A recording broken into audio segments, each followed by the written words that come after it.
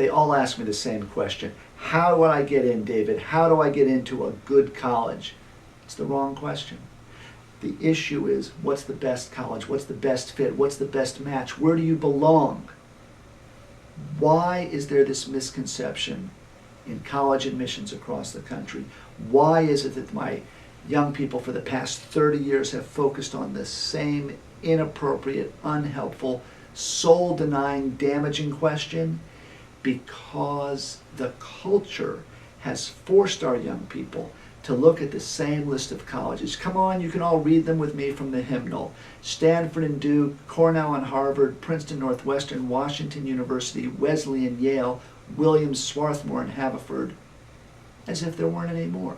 As if a college were defined only by the number of applicants whom it rejects. As if we could judge an opera by how many high notes it has. In reality, what do these wonderful colleges do for students? Yes, they're competitive, and yes, their graduates do go on to wonderful things. So my families argue with me. David, don't you know that at thus-and-so college, 92% of their graduates go on to law school, and 96% go on to be admitted to a medical school in the United States, and 107% are admitted to Masters of Business Administration programs? That was a math joke in case you missed it. What is it that's so special about these colleges that allows students to make these outrageous claims? Well, before we answer that question, let me give you an example, if I may, and let's talk about two different hospitals. Let's talk about one hospital where for every 1,000 people who are admitted, 71 of them die. And another hospital where for every 1,000 people who are admitted, 3 of them die. Which hospital would you go to?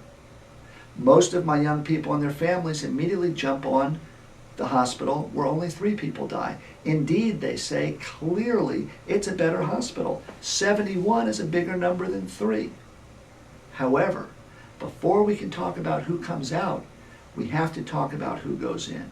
What if it were the case that at the hospital where 71 people die, the people who come in are suffering from trauma, gunshot wounds, car or construction accidents? In short, they're a mess. And at the other hospital where only 3 people die, the patients who go in need tummy tucks, cosmetic surgery, Botox, facelifts.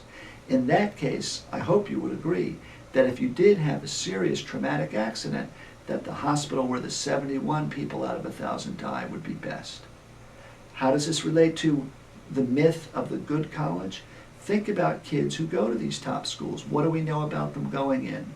We know that they're valedictorians, captain of the football team, involved in extracurriculars with wonderful SAT scores, great recommendations, and brilliant essays.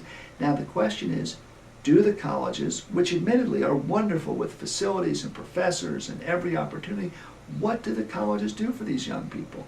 We know that these special students, if locked in a dark closet with a loaf of bread and an organic chemistry text, will come out a week later able to recite that science book as if they were Hamlet in a play. Should I marry Gwyneth Paltrow? She's a movie star, she's pretty, she has a lot of money. Everyone applying to top colleges is insisting, by analogy, that I should marry Gwyneth Paltrow. In reality, what if it turns out that in addition to having a lot of money and being pretty and being a movie star, that she leaves her socks on the floor in the bathroom? What if it turns out that I'm already happily married with 4 children, and that if I were to marry Gwyneth Paltrow, my wife would chop me up into little pieces and feed me to the dog?